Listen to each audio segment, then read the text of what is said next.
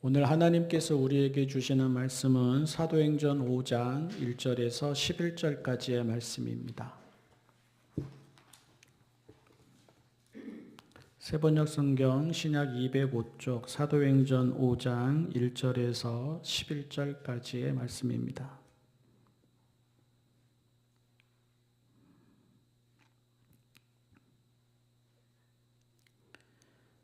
그런데 아나니아라는 사람이 그의 아내 삽비라와 함께 소유를 팔아서 그 값의 얼마를 따로 떼어 놓았는데 그의 아내도 이것을 알고 있었다. 그는 떼어 놓고 난 나머지를 가져다가 사도들의 발 앞에 놓았다. 그때에 베드로가 이렇게 말하였다. 아나니아는 들으시오. 어찌하여 그대의 마음이 사탄에게 홀려서 그대가 성령을 속이고 땅값의 얼마를 몰래 떼어 놓았소. 그 땅은 팔리기 전에도 그대의 것이 아니었소. 또 팔린 뒤에도 그대 마음대로 할 수 있었던 것이 아니었소. 그런데 어찌하여 이런 일을 할 마음을 먹었소. 그대는 사람을 속인 것이 아니라 하나님을 속인 것이요. 아나니아는 이 말을 듣고 그 자리에서 쓰러져서 숨졌다. 이 소문을 듣는 사람은 모두 크게 두려워하였다. 젊은이들이 일어나 그 시체를 싸서 메고 나가서 장사를 지냈다. 3시간쯤 지나서 아나니아의 아내가 그 동안에 일어난 일을 알지 못하고 들어왔다. 베드로가 그 여자에게 물었다. 그대들이 판 땅값이 이것뿐이요? 어디 말해 보시오. 그 여자가 대답하였다. 예, 그것뿐입니다. 베드로가 여자에게 말하였다. 왜 그대들 내외는 서로 공모해서 주님의 영을 시험하려고 하였소? 보시오, 그대의 남편을 묻은 사람들의 발이 망문에 다다랐으니 그들이 또 그대를 메고 나갈 것이요. 그러자 그 여자는 그 자리에서 베드로의 발 앞에 쓰러져서 숨졌다. 젊은이들이 들어와서 그 여자가 죽은 것을 보고서 메어다가 그 남편 곁에 묻었다. 온 교회와 이 사건을 듣는 사람들은 모두 크게 두려워하였다. 아멘. 사도행전 5번째 주간입니다. 누가복음에 이어서 사도행전을 읽고 있는데 누가복음이 누가가 만난 예수 이야기라면 사도행전은 누가가 전하는 그리스도인의 길입니다. 누가가 그리스도인의 삶을 어떻게 보고 있는지 한 장 한 장 읽어 나가면서 또 그 중에서 한 본문씩만 뽑아서 저희가 보고 있습니다. 오늘 읽은 아나니아와 삽비라에 대한 이야기는 우리 모두에게 아주 익숙한 이야기인데요. 저는 이 글의 제목을, 이 본문의 제목을 그답게 살면 되었을 일을 이렇게 뽑았습니다. 주보 사이에 있는 글 같이 보고 그리고 나서 간단히 나누어 보겠습니다. 집이나 땅을 팔아 바치라고 한 사람 없습니다. 집이나 땅을 팔아 바치지 않는다고 뭐라 한 사람도 없습니다. 교회 안에서 일어난 일은 자발적인 헌신과 자발적인 나눔이지 조건이나 자격도 아니고 할당이나 세금도 아닙니다. 한편으로는 집이나 땅을 팔아 바치라고 한다고 선뜻 바치지도 않습니다. 작은 부담도 불편해하는 반에 누가 그런 말을 듣습니까? 오히려 비슷한 말이라도 나오면 교회이든 사람이든 당장이라도 거리를 두거나 떠납니다. 아나니아와 삽비라에게 일어난 일은 땅을 판 돈을 다 바치지 않아서 일어난 일이 아닙니다. 베드로가 그 부부를 심판하거나 저주한 것도 아니고 교회가 그들을 정죄하거나 추방한 것도 아닙니다. 사람들이 그들에게서 일어난 일을 보면서 무서워서 다들 재산을 내어놓았느냐? 그것도 아닙니다. 그 땅은 팔리기 전에도 그대의 것이 아니었소. 또 팔린 뒤에도 그대 마음대로 할 수 있었던 것이 아니었소. 그런데 어찌하여 이런 일을 할 마음을 먹었소? 그대는 사람을 속인 것이 아니라 하나님을 속인 것이요. 베드로의 말이 맞습니다. 그 땅을 파느냐 마느냐 하는 것도 그들이 알아서 할 일이고 팔고 나서 어떻게 할 것이냐 하는 것도 그들이 알아서 할 일입니다. 문제는 다 바치지 않은 것이 아니라 다 바친 척 하는 데에서 시작됩니다. 비극은 다 바칠 만한 마음도 믿음도 그릇도 되지 않는데 다 바친다는 말을 듣고 싶은 데에서 시작됩니다. 형편껏 감당하면 될 일을 할 수 있을 만큼 하면 될 일은 그들은 돋보이고 싶고 잘 보이고 싶어 부풀리고 포장합니다. 본문 바로 앞에 나오는 바나바의 영향도 있었을 것 같습니다. 그가 밭을 팔아서 바치는 것을 보면서 또 그가 사도들에게 위로의 아들이다, 격려의 아들이다 불리는 것을 보면서 또 당연히 그랬을 텐데 사람들이 그를 칭찬하는 것을 보면서 그들도 그런 사람으로 보이고 싶었을 것 같습니다.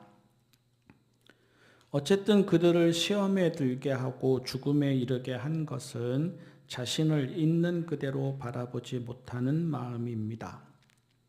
다른 사람들의 말과 시선을 의식하고 그 말과 시선에 따라 우쭐하기도 하고 움츠러들기도 하는 마음입니다. 그냥 자기 인생을 살아가면 될 일을 그렇지 못하고 타인과 비교하는 마음입니다. 그들에게는 땅이 있었습니다. 그 땅 가지고 제 분복을 누리며 살았으면 아무 일 없었습니다. 그들에게는 믿음이 있었습니다. 그 믿음 가지고 그 분량에 맞게 할 일은 하고 하지 못할 일은 하지 않으며 살았으면 아무 일 없었습니다. 그들에게는 교회가 있었습니다. 그 교회 안에서 소소하게 주기도 하고 받기도 하며 은혜를 나누며 살았으면 아무 일 없었습니다. 비극은 밖에서 다가오지 않았습니다. 그들이 사람을 의식했습니다. 그들이 다른 사람과 비교했습니다. 그들이 정직하지도 진실하지도 못했습니다. 그들이 자유롭지도 당당하지도 못했습니다. 뭐라 하는 사람 없는데도 그랬습니다. 삶을 빛나게 하는 것은 이런저런 조건이나 자격이 아닌데도 그랬습니다. 죽음은 그 결과입니다. 이미 제 삶을 살지 못하고 있었습니다. 그 자리에서 아무 일 없었어도 그 마음과 삶은 세상의 소리와 사람의 이목에 휘둘렸을 것입니다. 그 자리에서 다 바쳤어도 그 마음과 삶은 세상의 소리와 사람의 이목에 휘둘렸을 것입니다. 살았어도 불행했을 것입니다. 나답게 살면 될 일을 나답게 살지 못하는데 그 삶에 생기가 있겠고 생명이 있겠습니까? 그들에게서 가인을 봅니다. 그들에게서 사울 왕을 봅니다. 가인은 아벨과 비교하다가 넘어졌고 사울 왕은 다윗과 비교하다가 넘어졌습니다. 가인은 자기를 보지 못하고 아벨만 없으면 된다고 생각하다가 불행에 이르렀고 사울 왕은 자기를 보지 못하고 다윗보다 더 크게 보이려다 평안을 잃었습니다. 누구나 하나님과 사람 앞에서 제 그릇만큼 살아야 합니다. 누구나 하나님과 사람 앞에서 제 믿음만큼 살아야 합니다. 누구나 하나님과 사람 앞에서 제 분복만큼 살아야 합니다. 그래야 시험에 들지 않습니다. 그래야 무리하거나 부풀리지 않습니다. 그래야 위선과 외식에 빠지지 않습니다. 그래야 자기 아닌 다른 사람의 모습으로 살아가지 않습니다. 자존감은 자기를 아는 데에서 나옵니다. 자유와 평화도 자기를 아는 데에서 나옵니다. 신앙의 기쁨과 감격도 자기를 아는 데에서 나옵니다. 서로 어울려 살아가는 삶의 재미와 즐거움도 자기를 아는 데에서 나옵니다. 사람으로서 빛나고 아름답게 살기 위해 꼭 있어야 하는 것이 자기를 있는 그대로 존중할 수 있는 힘과 타인을 있는 그대로 존중할 수 있는 힘입니다. 불행하지 말아야 할 인생이 불행에 이르는 것은 스스로 시험에 들기 때문입니다. 뭔가 된 듯 하려다 자신과 타인을 생기 잃게 하지 말아야 합니다. 하나님 앞에서 제 모습 그대로 제 삶을 살아가야 합니다. 바치겠다고 하고 바치지 않은 것이 문제가 아닙니다. 사람의 눈을 의식하는 것이 문제이고 비교하는 것이 문제이고 있는 그대로 살지 못하는 것이 문제입니다. 그리고 그것이 그들이 하나님과 교회 앞에서 하지 말았어야 할 거짓입니다. 여러분 어떻게 생각하세요? 사실은 이 이야기 많이 들어오셨잖아요. 하나님이 심판하셨다고 생각하십니까? 하나님이 만약 그런 식으로 일하셨다면 사실은 다 죽었겠죠. 성경에 나오는 사람들도 다 죽었을 것이고 그 뒤를 이어온 사람들도 대부분 죽었을 것이고 오늘 우리도 거의 대부분 죽지 않았을까요? 하나님이 우리를 보시고 너 왜 거짓말해? 왜 너 약속을 어겨? 너 왜 이따위로 살아? 그랬으면 가인부터 죽기 시작해서 사울왕이 죽고 뭐 예수님 따르겠다고 했다가 도망간 베드로가 죽고 오늘 우리도 다 그렇게 죽지 않았을까요? 하나님의 심판이라고 보기에는 무리가 있지요. 그리고 하나님은 38 기동대가 아니지 않습니까?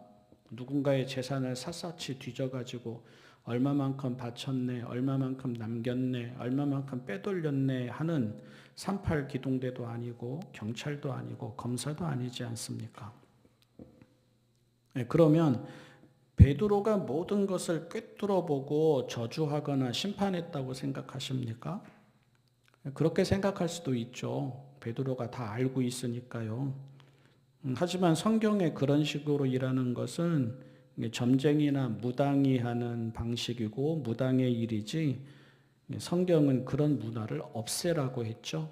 그런 문화를 없애고 그런 식으로 알리고 그런 식으로 점을 치고 그런 식으로 복을 빌어주거나 그런 식으로 저주하는 사람은 죽이라고 했죠. 그러니까 그런 의미도 아니겠죠.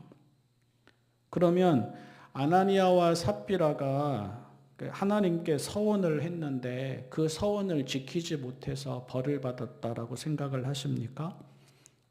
그것도 그렇게 생각할 수 있죠. 우리가 이제 교회에서 여러 번 들었던 이야기 중에 입다의 딸 이야기를 하면서 입다가 하나님 앞에서 서원한 것 때문에 그 서원을 지키기 위해서 자기 딸마저 죽였다.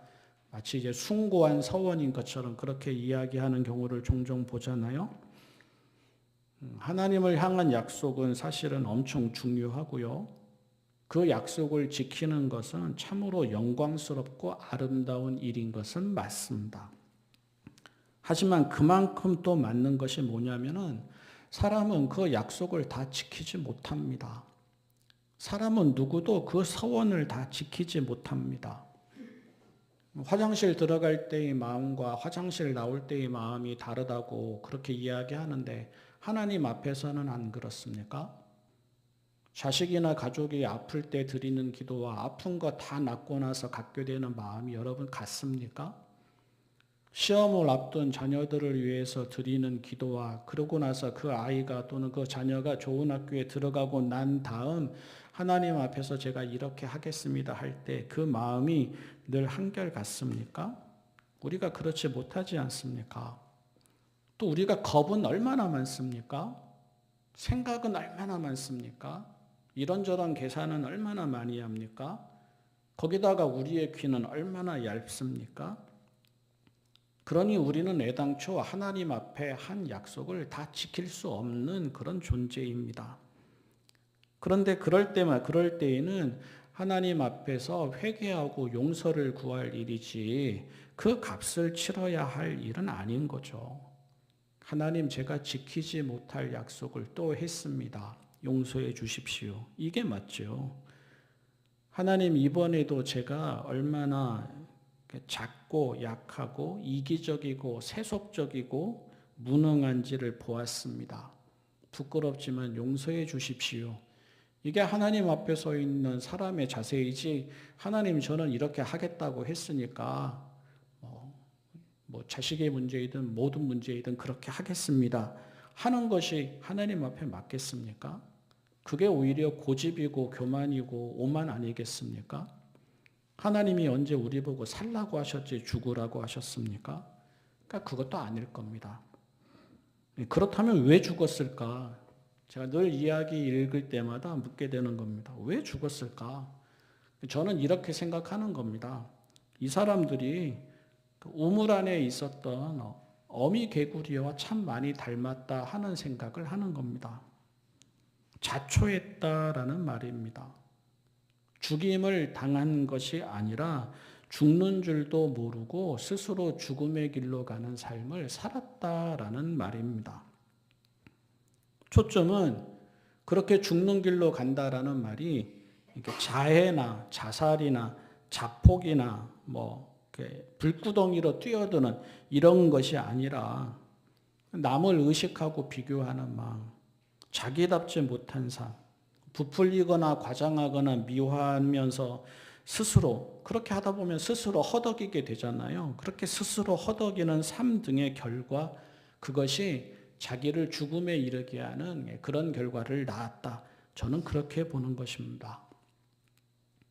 우물 안에 개구리가 누가 와서 그를 찌른 것도 아니고 누가 와서 그를 문 것도 아닌데 내가 이렇게 크다니, 나보다 커, 나보다 커, 나보다 커 하다가 스스로 터져서 죽은 것처럼 우리 사람들이 그냥 살아가면 될 일을 이래도 나를 싫어해? 이래도 나를 예뻐하지 않아? 이래도 나를 존중하지 않아? 이래도 나를 거룩하다 하지 않아? 내가 쟤보다 못할 게 뭐가 있어? 스스로 허덕이다가 스스로 불안에 빠지고 그러다가 스스로 죽음에 이르는 삶을 살아간다라는 말입니다.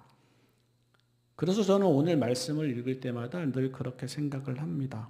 자신의 모습을 정직하게 보고 그에 맞게 살면 될 일이다. 다 사자 아니니까, 다 소나무 아니니까, 다 베드로 아니니까, 다 요한 아니니까, 누구는 그릇이 간장 종지만 하니까 다 큰 그릇이 아니라 정말 나는 가만히 나를 들여다봐도 내 마음은 간장 종지만밖에 안 하구나 그렇게 보게 되니까, 또 누구는 풀과 같으니까 그렇게 약하니까, 또 누구는 그 이름이 막 드러나는 사람이 아니라 그냥 아무개니까, 우리 옛날 이렇게 이렇게 사자성어에서 나오는 것처럼 장사미사이니까 그런 사람들이니까, 본문으로 치면 아나니아와 삽비라는 바나바가 아니니까, 아나니아와 삽비라이지 베드로도 아니고 바나바도 아니니까, 그 자리에서 형편껏, 그 자리에서 능력껏, 그 자리에서 믿음의 분량만큼, 그 자리에서 받은 분봉만큼 즐겁게 자연스럽게 할 수 있을 만큼 그렇게 하면서 살아가면 된다라는 거죠. 받는 것은, 받을 것은 받으면서, 또 내게서 내줄 게 있으면 내줄 수 있는 것은 내주면서, 고마울 때는 고맙다라고 인정하면서, 미안할 때는 미안하다 인정하면서, 잘못했을 때는 잘못했다 인정하면서 그렇게 자기 그릇만큼은 살아가면 된다라는 것입니다. 자존감이 그런 거 아니겠습니까? 자기를 아는 힘인 거죠. 또 그렇게 자기를 알아야지 이제 내면에서 자유가 나오고 내면의 평화를 누리게 되는 거죠.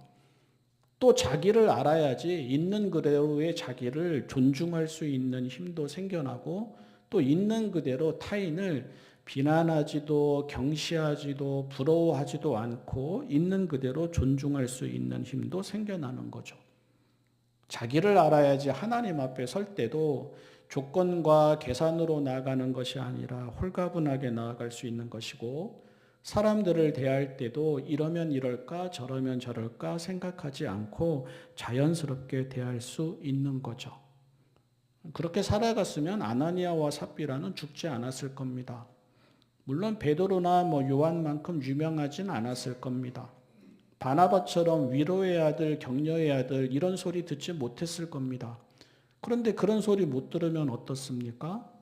교회 안에서 자기가 내줄 수 있는 거 내주면서 옆에 사람 손잡고 옆에 사람 위해서 기도하면서 또 어려울 때는 옆에 사람에게 기도해 달라고 부탁하면서 옆 사람이 내민 손 잡으면서 그렇게 살아가다가 하나님의 나라 가면 될 거 아닙니까? 하나님의 나라 갔을 때 하나님이 아나니아와 삽비라 보고 왜 너는 바나바가 아니냐? 너는 왜 위로의 아들, 격려의 아들 소리 듣지 못했냐? 그러시겠습니까? 너는 아나니아니까 아나니아답게 살다 왔으니까 잘했다 그랬겠죠. 너는 삽비라니까 삽비라답게 살다 왔으면 잘했다 그랬겠죠. 그렇게 살아갔으면 교회 안에서 훨씬 더 자유를 누리고 있는 모습 그대로의 구원의 기쁨을 누리면서 살아갔을 것이고 본문과 같은 비극은 일어나지 않았을 것입니다. 오늘 이 글에서 이게 마지막 문단 다시 한번 보고 오늘 이제 말씀 마치려고 하는데요. 이렇게 살아갔으면 좋겠습니다. 불행하지 말아야 할 인생이 불행에 이르는 것은 스스로 시험에 들기 때문입니다. 뭔가 된 듯 하려다 자신과 타인을 생기 잃게 하지 말아야 합니다. 하나님 앞에서 제 모습 그대로 제 삶을 살아가야 합니다. 바치겠다고 하고 바치지 않은 것이 문제가 아닙니다. 사람의 눈을 의식하는 것이 문제이고 비교하는 것이 문제이고 있는 그대로 살지 못하는 것이 문제입니다. 그리고 그것이 그들이 하나님과 교회 앞에서 하지 말았어야 할 거짓입니다. 큰 믿음 없어도 허락하신 자리에서 정직하여서 자유로운 삶 살아가는 우리 모두가 될 수 있기를 바랍니다. 기도하겠습니다. 사랑의 하나님 아버지, 있는 모습 그대로의 저희를 사랑하여 주셔서 감사합니다. 있는 모습 그대로의 저희를 보시고 때로는 흐뭇해하시고 때로는 즐거워하시고 때로는 기뻐하시고 때로는 힘을 주시고 때로는 격려하시니 감사합니다.